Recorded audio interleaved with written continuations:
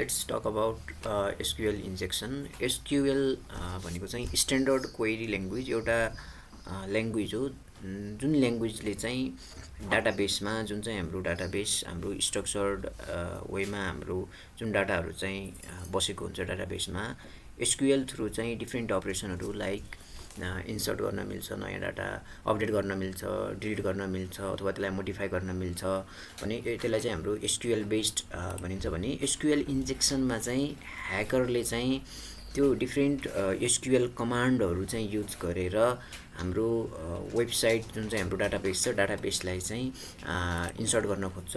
Normal behaviour, युजरको normal behaviour र चाहिँ SQL इन्जेक्सनमा चाहिँ के फरक छ भने युजरले चाहिँ नर्मली डाटाहरू चाहिँ इन्टर गर्छ र हाम्रो चाहिँ एप्लिकेसनले चाहिँ डाटाको रूपमा नै युजरको इनपुटलाई लिन्छ र सोही अनुसार युजरले के हेर्न खोजेको त्यो अनुसार चाहिँ उसले चाहिँ रिफ्लेक्ट गरिदिन्छ। भने एसक्युएल इन्जेक्सनमा चाहिँ युजरको डाटा र जुन चाहिँ त्यो कमान्ड हुन्छ उसले चाहिँ एसक्युएल कमान्डको फर्ममा उसले लिन्छ र हाम्रो चाहिँ एप्लिकेसनले चाहिँ जुन चाहिँ अट्याकरको एसक्युएल इन्जेक्सनको कमान्ड हो त्यसलाई चाहिँ एसक्युएल कोडको फर्ममा लिन्छ र एज अ उसले चाहिँ त्यो एक्जिक्युट गर्दाखेरि चाहिँ डाटाबेसको ओभरअल कन्ट्रोल नै अट्याकरको हातमा चाहिँ जाने हुन्छ। हामीले चाहिँ भल्नरेबिलिटी चाहिँ चेक गर्नुपर्ने हुन्छ। सुरुमा चाहिँ हाम्रो युजरको इनपुट चाहिँ भ्यालिडेटेड हो कि होइन भनेर यसको लागि चाहिँ हाम्रो भ्यालिडेट छ अथवा सेनिटाइज्ड छ कि छैन।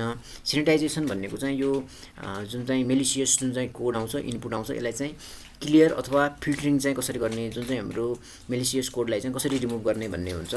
अब अट्याकर्सले चाहिँ के गर्न सक्छ भने उसले चाहिँ अथेन्टिकेसन सिस्टमलाई चाहिँ बाइपास गर्नको लागि अथवा हिडन डाटाहरू जस्तै युजर नेम, पासवर्डहरू, डिफ्रेन्ट चाहिने क्रेडिट कार्ड इमेलहरू चाहिँ लिन सक्छ अथवा डाटाहरूलाई मोडिफाई गर्न सक्छ, डिफ्रेन्ट प्राइसहरू, रोलहरू, पासवर्डहरू चेन्ज गर्न सक्छ र डाटाहरू डिलिट गरिदिन सक्छ टेबलहरू डाटाबेसमा भएको।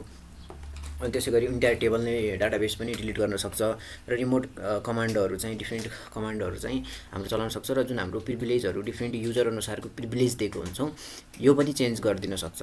अब यो कमन अट्याकहरू चाहिँ जेनरली युजरले चाहिँ जहाँ चाहिँ इनपुट गर्छ त्यो ठाउँबाट चाहिँ अट्याकहरू चाहिँ एसक्युएल इन्जेक्सन चाहिँ हुने गर्छ। जस्तो लगइन फर्महरू जहाँ चाहिँ युजर नेम पासवर्डहरू हामीले राख्छौँ अथवा सर्च बक्सहरू हुनसक्छ अथवा हाम्रो चाहिँ युआरएल प्यारामिटरहरूमा चाहिँ अथवा हाम्रो चाहिँ कन्ट्याक्ट फर्महरू अथवा कमेन्ट सेक्सनहरू, कुकिज भ्यालुहरू, एचटिटिपी हिडरहरू यो फर्मबाट चाहिँ हाम्रो यहाँबाट चाहिँ हाम्रो कमनली एसक्युएल इन्जेक्सन गर्न सक्छ।